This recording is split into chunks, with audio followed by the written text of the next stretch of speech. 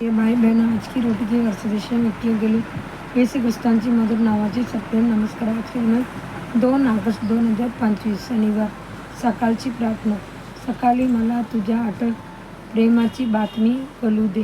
स्तोत्र 143 अध्याय 8 वचन. मला जे तुला आवडते ते करायला शिकवा. स्तोत्र 143 अध्याय 10 वचन. सकाळी लवकर प्रभूच्या पायाशी बसणे हे त्यांचे मनाला आनंद देणारे कार्य आहे.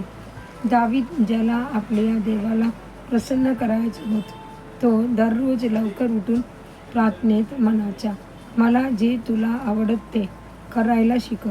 आपल्या सामर्थ्याने, स्वतःच्या चांगुलपणाने किंवा प्रयत्नाने आपण देवाला प्रसन्न करू शकत नाही. फक्त तेच लोक ज्याच हृदय नम्र आहे आणि जे प्रभूला म्हणतात, प्रभू मला शिकव, तेच खरे अर्थाने त्याला प्रसन्न करू शकतात. जेव्हा प्रभू आपला शिक्षक होतो तेव्हा आपण निश्चितच त्यांचे मार्गाने चालू शकतो.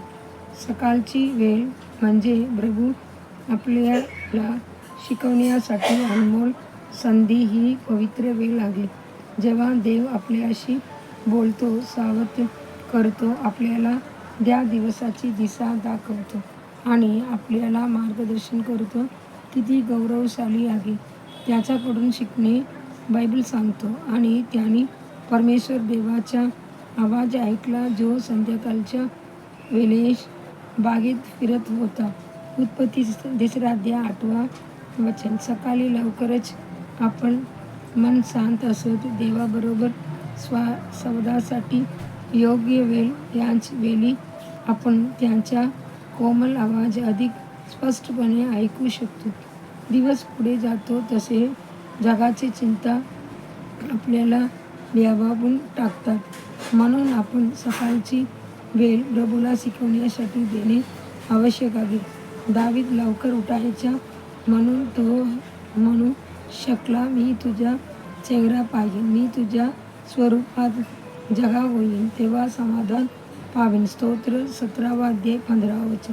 फक्त दावीदेच्या नव्हे तर सर्व संत लवकर उठून प्रभूसोबत साध्याचे आणि त्यांचा कोमल आवाज ऐकायचे. उत्पत्ती 22 अध्याय 3 वचन मध्ये लिहिलेले आहे. आणि अब्राहम सकाळी लवकर उठला. तसेच नोक देखील दररोज लवकर उठून आपल्या मुलासाठी होमबली अर्पण करायचा. नोक 1 अध्याय 5 वचन. येशूच्या प्रार्थने जीवनाविषयी बायबल सांगते, सकाळी फार लवकर अंधार असतानाच तो उठून एका एकांत स्थळी गेला आणि तिथे प्रार्थना केली. मार्क 1 अध्याय 35 वचन. प्रिय देवाचे मुला, सकाळी लवकर उठून प्रार्थना, ध्यान आणि प्रभूसोबत संगत करणे हे तुझे वैयक्तिक अनुभव बनू दे. आनंदी हृदयाने आणि स्तुतीने दिवसाची सुरुवात कर. जो स्तुतीमध्ये आनंद घेतो तो प्रभू तुला प्रेमाने आपल्या मार्गात शिकवेल. आत्म्या चिंतनासाठी वचन एकत्र या.